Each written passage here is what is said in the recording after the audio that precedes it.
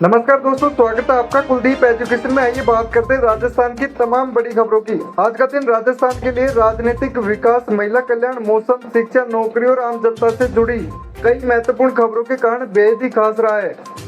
Video को अंत तक जरूर देखिएगा क्योंकि आखिरी खबर नौकरी की तैयारी करने वाले युवाओं और राजस्थान के आम नागरिकों, किसानों, बेरोजगार युवाओं के लिए बेहद ही महत्वपूर्ण है। राजस्थान में मानसून की गतिविधियां कमजोर बनी हुई है, लेकिन उत्तर और उत्तर पूर्वी हिस्सों में अगले 3 से 4 दिन बारिश का दौर जारी रहने के आसार हैं। मौसम विज्ञान केंद्र जयपुर के अनुसार मानसून ट्रफ लाइन भी सामान्य स्थिति से उत्तर की ओर बनी हुई है। इसके असर से 20 से 23 अगस्त के बीच जयपुर और भरतपुर संभाग तथा शेखावाटी के कुछ हिस्सों में हल्की से मध्यम बारिश हो सकती है। मौसम विभाग के अनुसार 21 से 23 अगस्त के दौरान गंगापुर, हनुमानगढ़, चूरू और आसपास के क्षेत्रों में कहीं कहीं हल्की से मध्यम बारिश हो सकती है। वहीं भरतपुर, जयपुर संभाग और शेखावाटी क्षेत्र के कई जिलों में 21 से 23 अगस्त तक बारिश के आसार हैं। अलवर, भरतपुर, बारां समेत कुछ जिलों में गरज चमक और तेज हवाएं भी चल सकती है। 20 अगस्त को राजस्थान में नगरीय निकाय चुनाव के कार्यक्रम की घोषणा की गई। रिपोर्ट के मुताबिक प्रदेश में नगर निकाय चुनाव के लिए मतदान 9 सितंबर और 11 सितंबर 2026 को कराए जाएंगे, जबकि मतदान गणना 24 सितंबर को प्रस्तावित है। यानी अब शहरों की राजनीति में चुनावी माहौल पूरी तरह तेज होने वाला है। नगरीय निकाय चुनाव की घोषणा के साथ ही संबंधित क्षेत्र में आदर्श आचार संहिता लागू हो गई है। इसका मतलब यह है कि अब राजनीतिक दलों, उम्मीदवारों और प्रशासन की गतिविधियों पर चुनावी नियम लागू होंगे। नगरीय निकाय चुनाव राजस्थान की राजनीति के लिए इसलिए भी महत्वपूर्ण है क्योंकि शहरों में पार्षद से लेकर सभापति और महापौर तक की राजनीति का असर सीधे स्थानीय विकास पर पड़ता है। सड़क, नाली सफाई, स्ट्रीट लाइट, पानी, पार्क, सीवरेज और स्थानीय विकास जैसे मुद्दे चुनाव के लिए प्रमुख रहने वाले हैं। अब बीजेपी और कांग्रेस दोनों के सामने सबसे बड़ी चुनौती अपने अपने मजबूत उम्मीदवारों को मैदान में उतारने की होगी। सरकारी विभागों और प्रशासनिक अधिकारियों के सामने चुनावी नियमों का पालन करना जरूरी होगा। 20 अगस्त से आचार संहिता से जुड़े मामलों को लेकर राजस्थान निर्वाचन आयोग ने प्रक्रिया को लेकर भी निर्देश जारी किए हैं। रिपोर्ट के अनुसार अगर किसी सरकारी विभाग को आदर्श आचार संहिता में किसी प्रकार की छूट या स्पष्टीकरण की आवश्यकता है तो मामला मुख्य सचिव के माध्यम से निर्वाचन आयोग तक भेजना होगा। यानी अब चुनावी क्षेत्र में सरकारी गतिविधियों पर भी विशेष नजर रहेगी। आम जनता के लिए इसका महत्व इसलिए है क्योंकि चुनाव के दौरान सरकारी योजनाएं, नई घोषणाएं और प्रशासनिक गतिविधियों को लेकर नए नियम अलग तरीके से लागू होते हैं। इसलिए आने वाले दिनों में किसी भी नई घोषणा को समझने से पहले यह देखना जरूरी होगा कि यह चुनावी आचार संहिता के दायरे में तो नहीं आती है। राजस्थान में पंचायत चुनाव की तैयारी भी लगातार जारी है। सबसे बड़ा अपडेट पंचायत चुनाव की आरक्षण लॉटरी से जुड़ा है। पहले पंचायत चुनाव के लिए आरक्षण लॉटरी अगस्त में प्रस्तावित थी, लेकिन अब इसकी तारीखों में बदलाव किया गया है। नई जानकारी के अनुसार जिला परिषद सदस्य, पंचायत समिति सदस्य और प्रधान पदों के लिए आरक्षण लॉटरी 17 सितंबर 2026 को जारी होगी, जबकि सरपंच और वार्ड पंच के लिए आरक्षण लॉटरी 18 सितंबर को जारी होगी।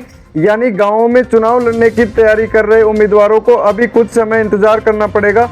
आरक्षण लॉटरी का इंतजार इसलिए भी महत्वपूर्ण है क्योंकि किसी भी गांव या पंचायत में कौन सी सीट किस वर्ग के लिए आरक्षित होगी, इसका सीधा असर प्रभावित उम्मीदवारों पर पड़ता है।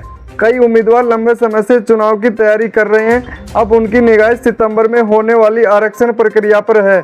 आरक्षण की तस्वीर साफ होने के बाद ही कई जगह पर उम्मीदवार खुलकर सामने आएंगे। इसलिए आने वाले समय में राजस्थान के गांवों की राजनीति में जबरदस्त हलचल देखने को मिलेगी। राजस्थान विधानसभा का मानसून सत्र शुरू हुआ है, लेकिन शुरुआती हंगामे के साथ हुई है। विधानसभा की कार्यवाही शुरू होने के करीब 21 मिनट बाद ही सदन स्थगित कर दिया गया। कांग्रेस विधायकों ने कुछ मुद्दों को लेकर विरोध जताया। मीडिया की पहुंच और सरकारी स्कूलों में बाहरी लोगों के प्रवेश से जुड़े मुद्दों को लेकर कांग्रेस ने आपत्ति जताई। विपक्ष के सदस्यों की अनुपस्थिति के बीच सदन में दिवंगत पूर्व विधायक को श्रद्धांजलि दी गई और उसके बाद कार्यवाही स्थगित कर दी गई। यह घटनाक्रम इसलिए महत्वपूर्ण है क्योंकि विधानसभा का मानसून सत्र राजस्थान सरकार और विपक्ष दोनों के लिए महत्वपूर्ण माना जा रहा है। विपक्ष सरकार को रोजगार, शिक्षा, किसानों, कानून व्यवस्था और स्थानीय मुद्दों पर घेर सकता है, वहीं सरकार अपनी उपलब्धियां गिनाने की कोशिश करेगी। आने वाले दिनों में विधानसभा में कई मुद्दों पर सरकार और विपक्ष के बीच जोरदार बहस देखने को मिल सकती है। राजस्थान में खरीफ यानी 2026-27 के लिए डिजिटल फसल गिरदावरी की प्रक्रिया 1 अगस्त से शुरू हो चुकी है। इस प्रक्रिया में किसानों को अपनी फसल से संबंधित जानकारी डिजिटल माध्यम से दर्ज कराने का विकल्प दिया गया है। डिजिटल गिरदावरी का उद्देश्य फसल संबंधित रिकॉर्ड को अधिक पारदर्शी और डिजिटल बनाना है। किसानों के लिए यह जानकारी महत्वपूर्ण है क्योंकि फसल का रिकॉर्ड कई सरकारी प्रक्रियाओं में उपयोगी होता है। अगर किसान की फसल का सही रिकॉर्ड दर्ज है तो भविष्य में फसल नुकसान बीमा या अन्य सरकारी प्रक्रियाओं में रिकॉर्ड की भूमिका हो सकती है। इसलिए किसानों को अपने खेत और फसल की जानकारी सही तरीके से दर्ज कराने संबंधित विभाग की प्रक्रिया को समझने की जरूरत है।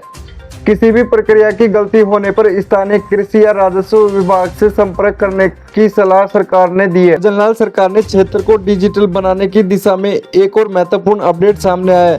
राज्य में किसान रजिस्ट्री और कृषि स्टेट संबंधित व्यवस्था को आगे बढ़ाया जा रहा है। रिपोर्ट के अनुसार बड़ी संख्या में किसानों की रजिस्ट्री पूरी हो चुकी है। इस डिजिटल व्यवस्था का उद्देश्य किसानों की पहचान और कृषि संबंधित रिकॉर्ड को विभिन्न सरकारी सेवाओं से जोड़ना है।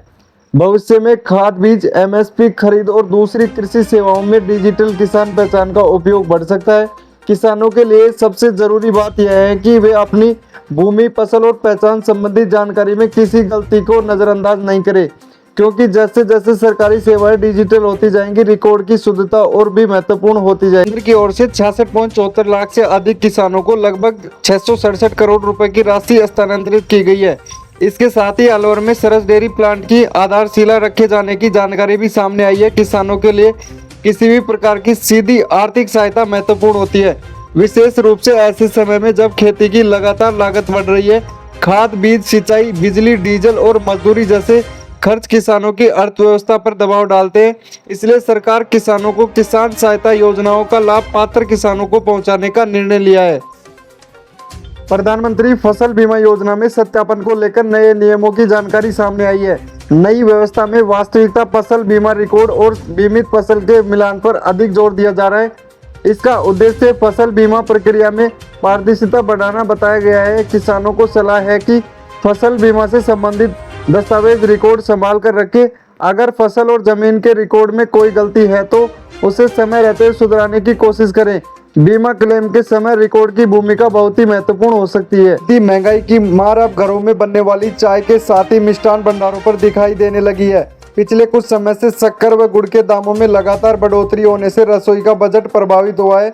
शक्कर पहले करीब 48 रुपए प्रति किलो बिक रही थी, अब बढ़कर 75 रुपए प्रति किलो तक पहुंच गई है। वहीं 60 रुपए प्रति किलो बिकने वाला गुड़ अब 80 रुपए प्रति किलो बिक रहा है।